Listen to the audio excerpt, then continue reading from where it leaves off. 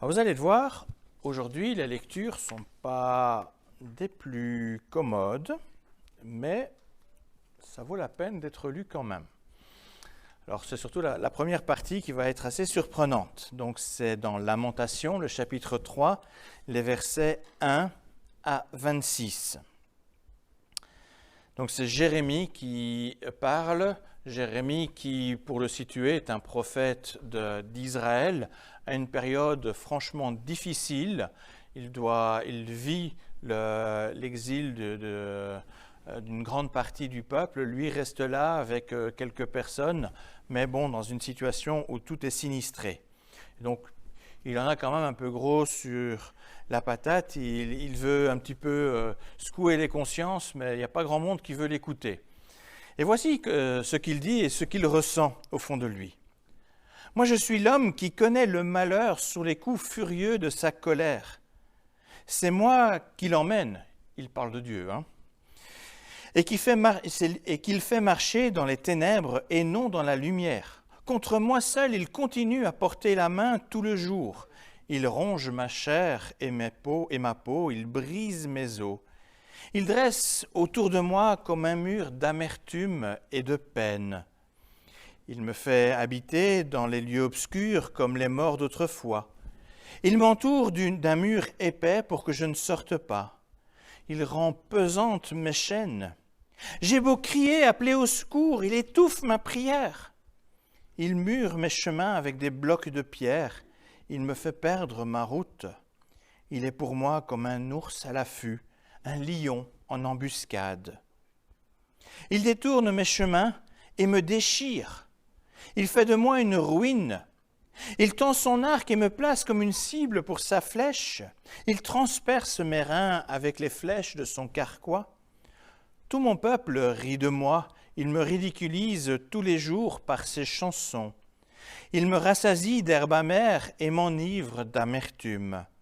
Il m'oblige à broyer du gravier avec mes dents et il me piétine dans la poussière. Tu me rejettes loin de ta paix. J'oublie ce qu'est le bonheur. Je le dis, je n'ai plus d'avenir, je n'attends plus rien du Seigneur. Souviens-toi de moi, souviens-toi de mon malheur et de ma vie errante, amertume et poison. Je me souviens sans cesse et je suis accablé. Mais voici ce que je veux me rappeler. Voici ma raison d'espérer. Les bontés du Seigneur ne sont pas épuisées. Il n'est pas au bout de ses tendresses. Elle les renouvelle chaque matin car ta fidélité est grande, Seigneur. Je le dis, le Seigneur est mon bien le plus précieux. C'est pourquoi j'espère en lui. Le Seigneur est bon pour celui qui compte sur lui, pour celui qui le cherche. Il est bon d'espérer en silence le secours du Seigneur. Et puis, une très courte lecture dans le Nouveau Testament, dans l'Évangile de Jean. Je vais lire là les versets au chapitre 8, les versets 31 et 32. C'est Jésus qui dit « Si vous restez fidèles à ma parole, vous êtes vraiment mes disciples, vous connaîtrez la vérité et la vérité vous rendra libres. » En guise d'introduction, je voudrais partager avec vous 3 petites histoires, 3 situations en fait qui se rencontrent assez régulièrement dans notre quotidien, dans les gens que nous pouvons côtoyer autour de nous. Mon premier exemple est celui de Patrick, c'est un nom d'emprunt, qui se rend chez son médecin. Il ressent en fait une douleur à la gorge quand il avale.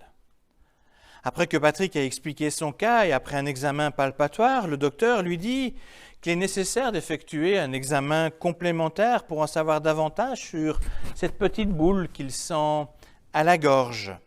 C'est peut-être un cancer de la thyroïde, ajoute-t-il. Il vaut mieux tirer cela au clair. Patrick rentre chez lui avec son papier d'examen. Sa femme voit bien qu'il n'est pas bien en rentrant et elle lui demande ce qui se passe et Patrick lui répond que le médecin vient de lui annoncer qu'il avait un cancer à la gorge. Vous aurez remarqué la petite transition entre les deux. Et là, le couple est complètement abattu. Une semaine plus tard, Patrick se rend à l'hôpital pour effectuer l'examen demandé par le médecin.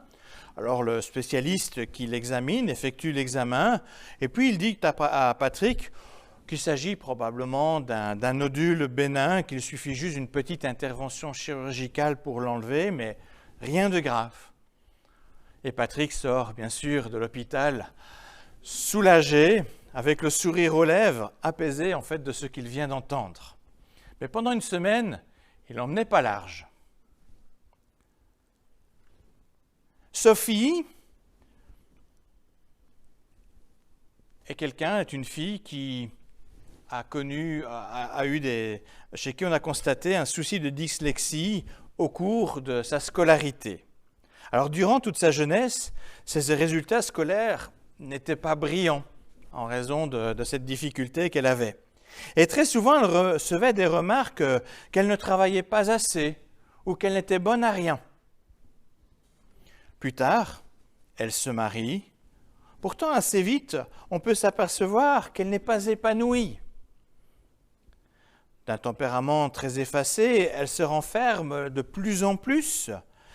Et en prenant le temps de parler avec elle, je réalise que son mari, en fait, à la maison, la brime beaucoup. Elle est, en fait, victime de violences psychologiques chez elle, avec sans cesse des mots qui la rabaissent, des mots qui la dévalorisent.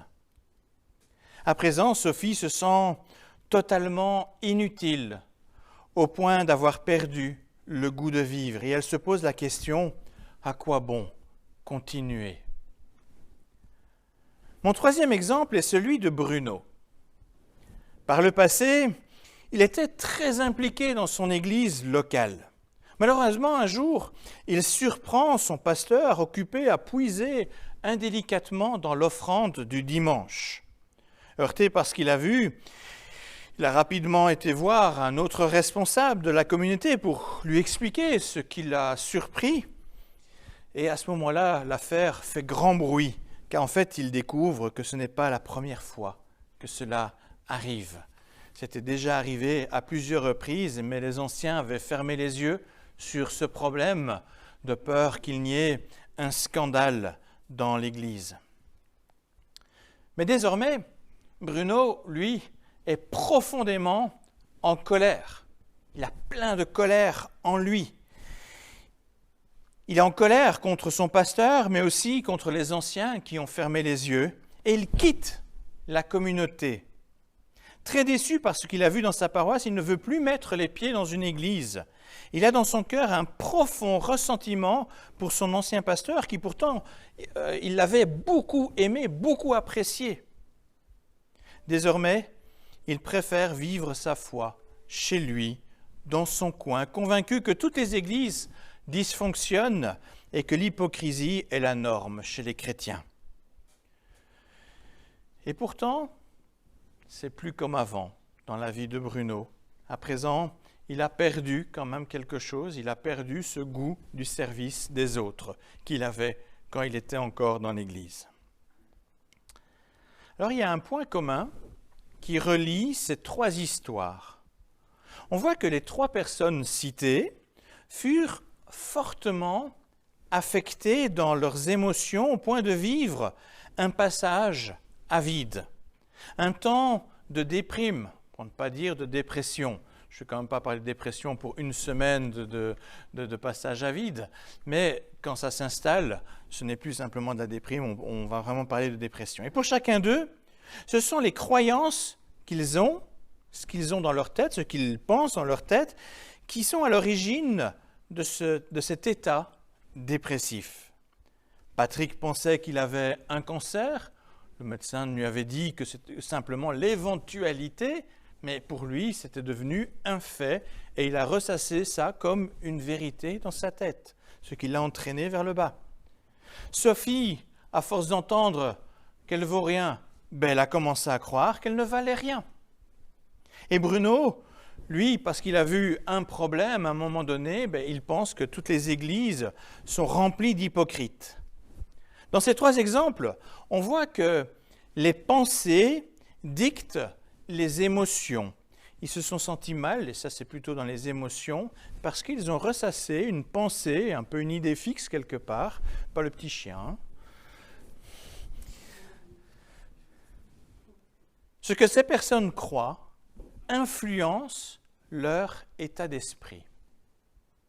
Alors après ces 3 exemples, qui sont assez typiques de ce qu'on peut voir autour de nous, je vous propose maintenant de nous intéresser à 2 autres exemples, à 2 situations que nous découvrons à présent dans notre Bible.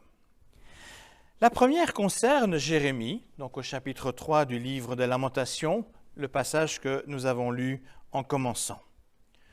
Vous avez sans doute été surpris par les propos de Jérémie qui expriment tout son désarroi. Il tient même des reproches à Dieu en exprimant assez crûment son ressenti. J'aurais dit juste un bref extrait dans lequel Jérémie parle à Dieu. « C'est moi qui l'emmène et qui le fait marcher dans les ténèbres et non dans la lumière. » Il dit ça au Dieu de lumière. Contre moi seul, il continue à porter la main tout le jour. C'est-à-dire que Dieu écrase Jérémie. Il ronge ma chair et ma peau, il brise mes os. Il dresse autour de moi comme un mur d'amertume et de peine. Les propos de Jérémie sont tellement durs qu'on a du mal en fait à le comprendre.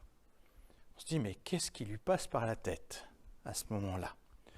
On sent bien qu'il y a un souci dans ce qu'il dit. Et quand on lit ce genre de passage dans la Bible, je ne sais pas si vous avez déjà ressenti, il y a quand même un malaise.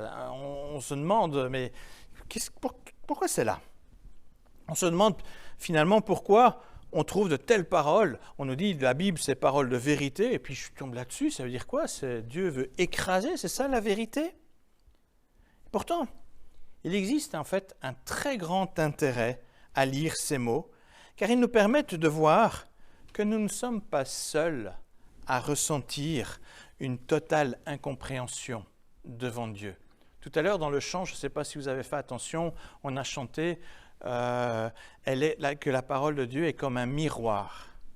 Mais ce texte-ci est clairement un miroir par rapport à certaines situations où on peut être vivement en dépression et dans une incompréhension totale devant Dieu.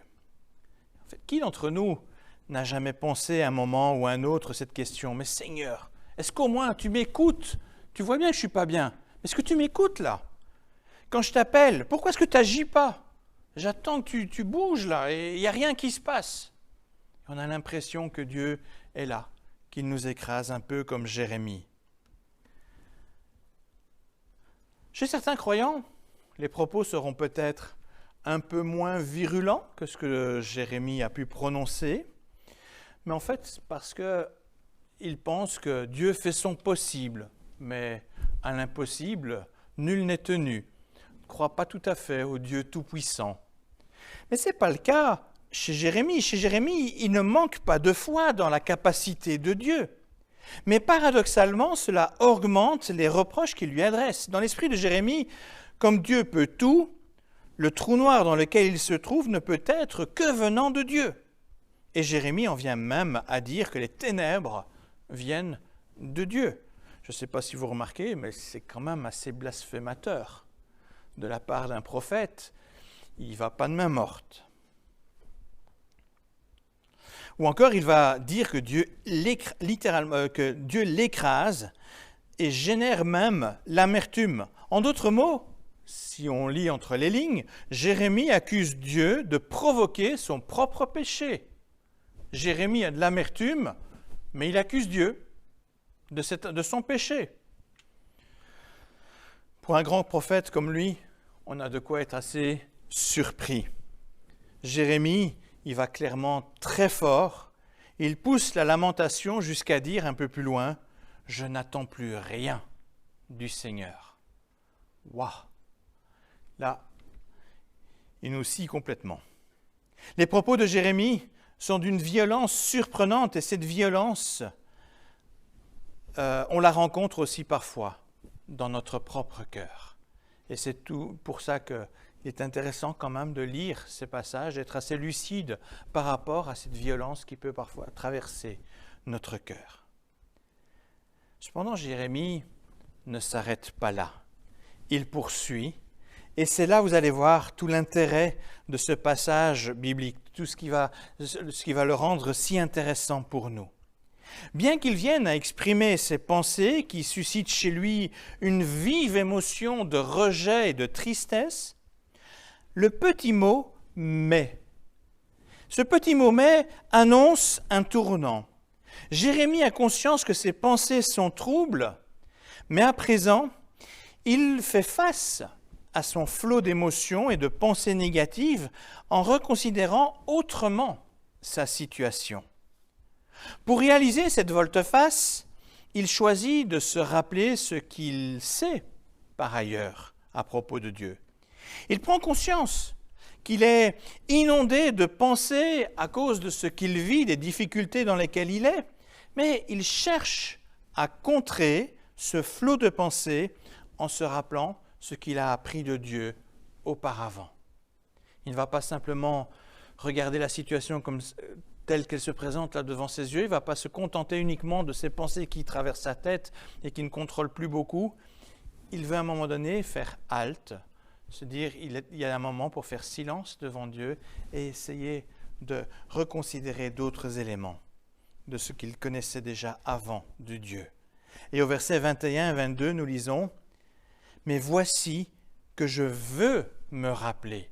Il y a un acte volontaire de la part de Jérémie. Il dit « Ok, j'ai tout ce flux de pensées, mais maintenant, je fais une halte et je veux me rappeler. Voici ma raison d'espérer. Les bontés du Seigneur ne sont pas épuisées, mais il n'est pas au bout de cette tendresse. » Et il continue dans les versets suivants.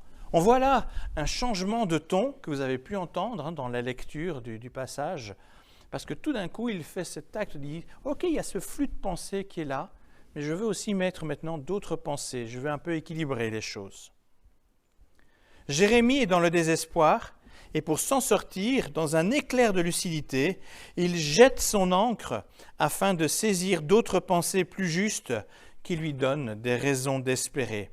Et c'est ainsi qu'il s'écrie désormais « Le Seigneur est bon pour celui qui compte sur lui, pour celui qui le cherche.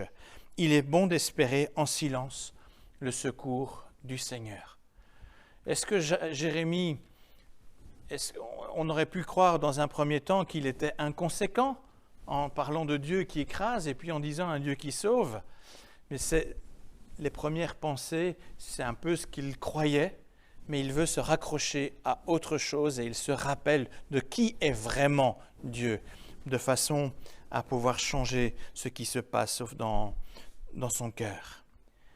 Rien qu'en lisant ces mots, on perçoit que les émotions du prophète s'apaisent pour trouver la paix, malgré les difficultés qu'il traverse. Les difficultés qu'il traverse, elles sont bien réelles. Il y avait des grosses difficultés, il y avait des raisons d'être écrasé. Mais il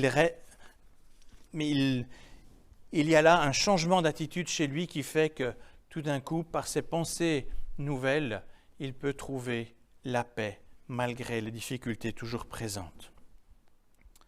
Désormais, ses pensées sont plus justes et lui permettent de trouver le moyen de faire face aux difficultés en voyant en Dieu un allié et non plus un ennemi comme il le pensait au départ. Le deuxième exemple biblique, ce que je souhaite voir avec vous, ça se trouve dans le psaume 109. Je ne l'ai pas lu, c'est un psaume de David, vous pouvez le lire chez vous. Et vous allez voir, il y a de quoi aussi être surpris là-bas. Parce que c'est un psaume qui a aussi des propos très durs. Il est assez dur à la lecture. Il y a plus dur que ça, mais il est pas mal. David est également pris par des émotions très virulentes qui se manifestent par des propos littéralement haineux de la part de David. On voit là, dans sa bouche, des propos haineux à l'égard de ses ennemis. David sent bien sent en lui une colère incroyable. Et plutôt que de la garder pour lui, il ose l'exprimer devant Dieu. Pourtant, ce qui va suivre n'est pas beau à entendre, mais peu importe, il préfère dire à Dieu, voilà ce qui se traverse ma tête en ce moment. Il préfère mettre sa colère devant Dieu plutôt que de laisser au diable une porte ouverte pour sa colère.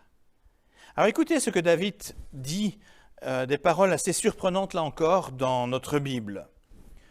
Que ses enfants, c'est dans le psaume 109, que ses enfants deviennent orphelins et sa femme veuve.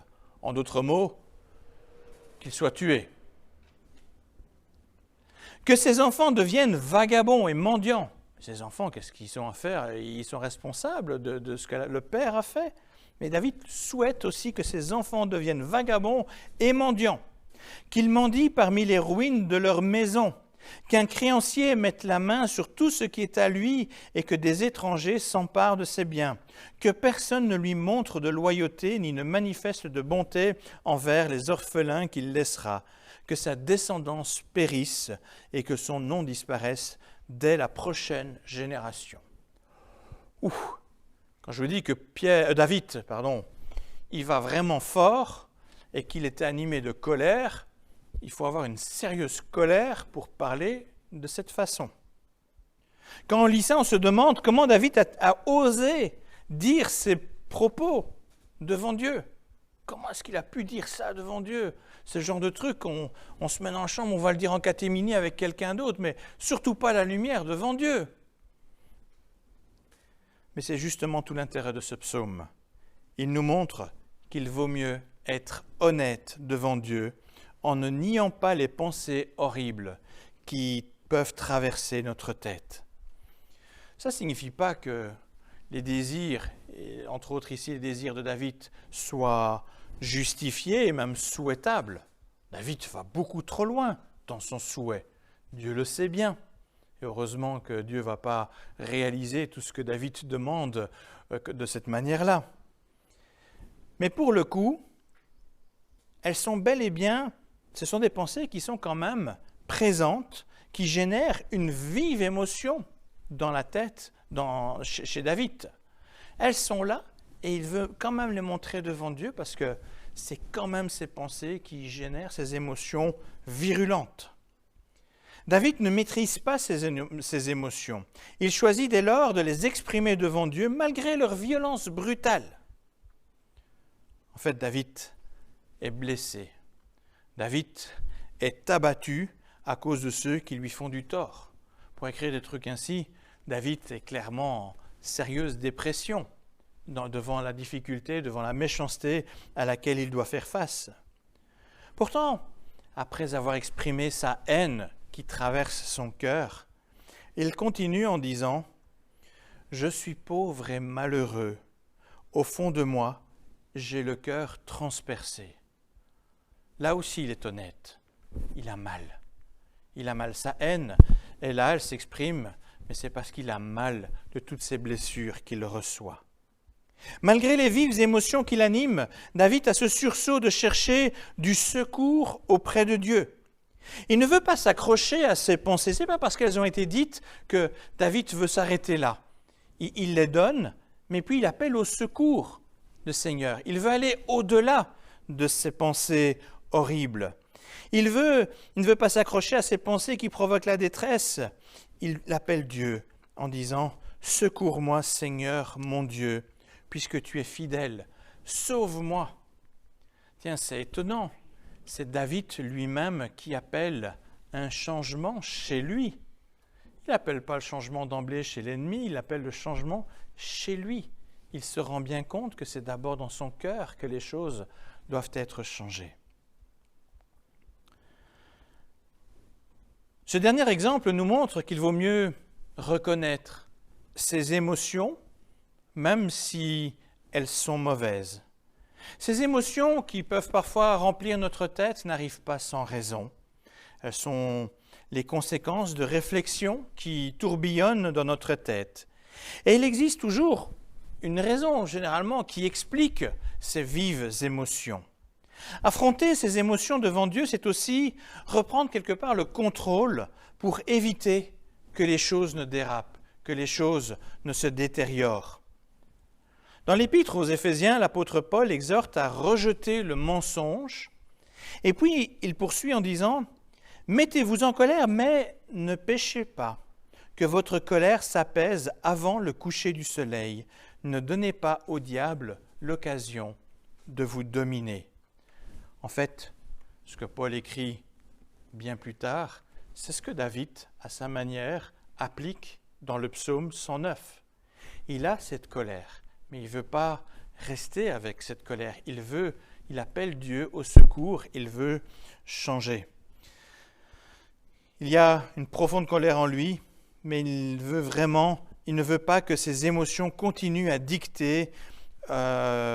être dictées par une haine construite sur le mensonge, et il appelle Dieu à son secours pour que son esprit suscite en lui d'autres pensées qui apporteront la paix.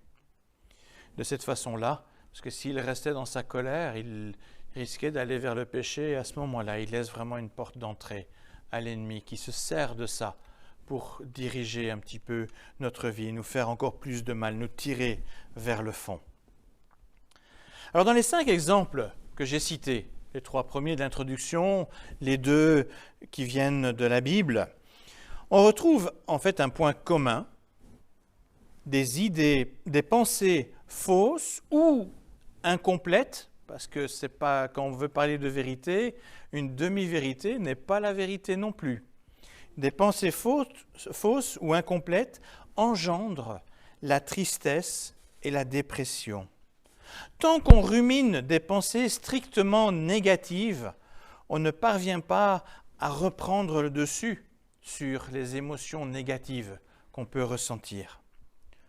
Toutes les pensées qui mènent à la déprime ne sont pas forcément fausses, mais nous devons parfois vraiment faire face...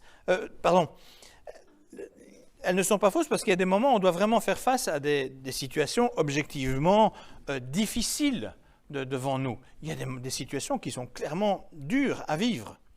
Mais ça ne signifie pas pour autant que tout se réduit à la difficulté que l'on rencontre.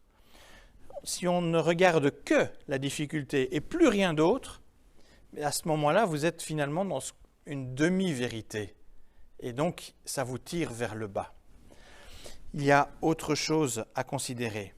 Nous devons nous rendre compte que toutes nos pensées ne sont pas justes.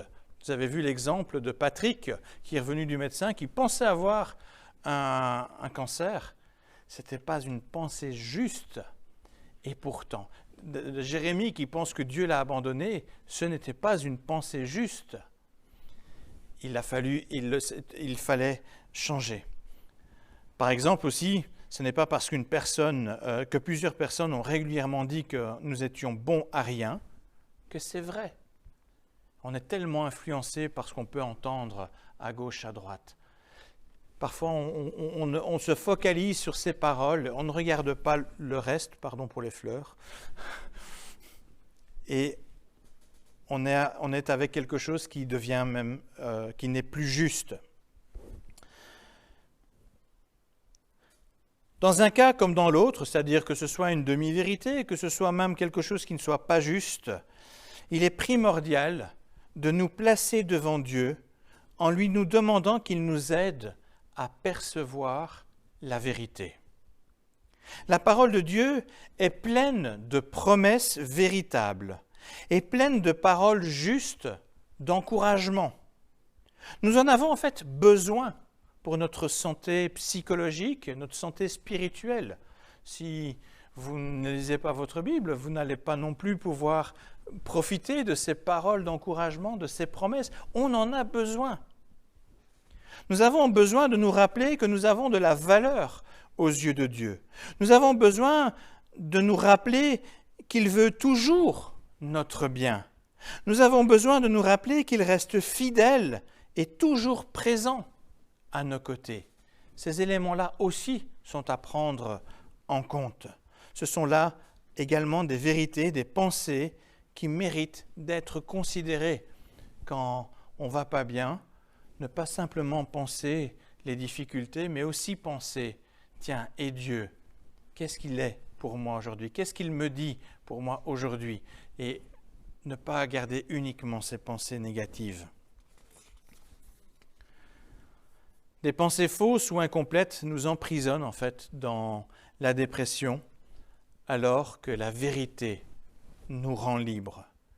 Jésus dit, « Si vous restez fidèles à ma parole, vous êtes vraiment mes disciples, vous connaîtrez la vérité et la vérité vous rendra libre. » Ce que je viens d'expliquer, c'est un des domaines d'application de ce verset que nous avions lu déjà dans l'évangile de Jean, parole de Jésus. Si comme Jérémie ou David ont choisi de ne pas en rester aux pensées terribles qui peuvent traverser notre cœur, si on choisit d'écouter la vérité que Dieu nous rappelle dans sa parole, si on se rappelle de ce que Jésus a accompli pour nous grâce à son amour, si nos pensées se tournent vers les promesses de Dieu, alors nos émotions de désespoir, de colère diminueront pour laisser place à des émotions plus paisibles, plus sereines. Le mensonge est une arme redoutable que le diable utilise pour nous détruire. Et là, je viens de vous en donner un exemple. C'est une manière qu'il utilise parfois pour nous tirer vers le bas, pour nous faire du mal, pour nous détruire quelque part de l'intérieur.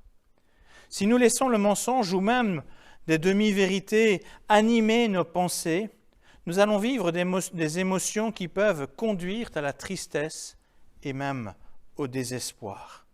Cependant, nous avons un Dieu de vérité, toujours prêt à venir à notre secours afin de renouveler notre intelligence et nos pensées par sa vérité. Alors quand nous n'allons pas bien, quand nous ruminons des pensées négatives dans notre tête, on les ressasse généralement sans cesse, ça tourne, et cela nous tire toujours vers le bas. Il est alors à ce moment-là grand temps d'appeler Dieu à son secours, afin que par son esprit, il nous ouvre les yeux à ce moment-là sur d'autres réalités venant de lui et qui redonnent espoir. La vérité est qu'il voit tout.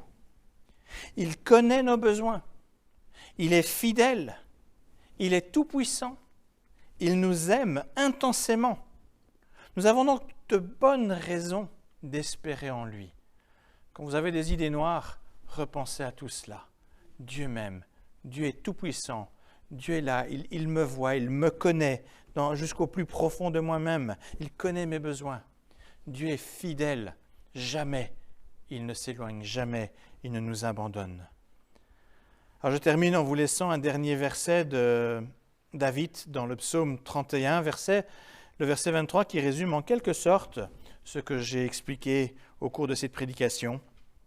« J'étais troublé au point de dire, me voilà chassé loin de ton regard, mais tu m'as entendu quand je te suppliais, quand je t'appelais à mon secours. » Alors que la vérité de Dieu soit notre secours dans la détresse. Amen.